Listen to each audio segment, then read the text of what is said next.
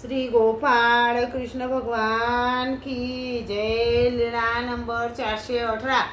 मग आयसाला श्रेयम निवृत्ती करण्याची अनुमती।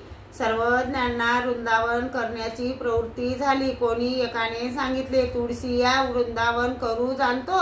सर्वज्ञांनी म्हटले, वानरया जा त्याला बोलवा। भट्टोबास त्याला बोलवण्यासाठी टेंभुर्णीला गेले।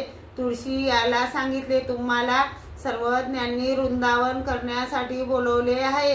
तो म्हणाला, आज आमच्याकडे श्राद्ध आहे, आजचा दिवस राहा, मग जाऊ। भट्टोबासांनी सांगितले, तुम्ही उद्या या, मी मात्र आजच जाईल।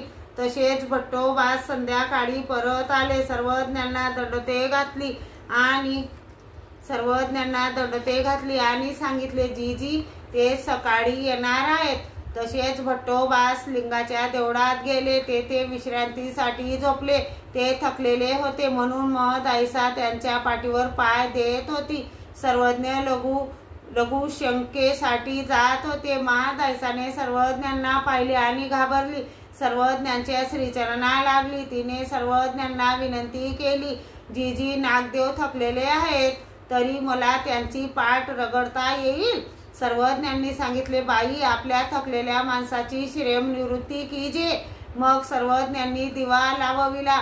सर्वज्ञ तेथे बसले आणि महदायसा करवी भट्टोबासांचा थकवा दूर करविला। श्री गोपाळ कृष्ण भगवान की जय।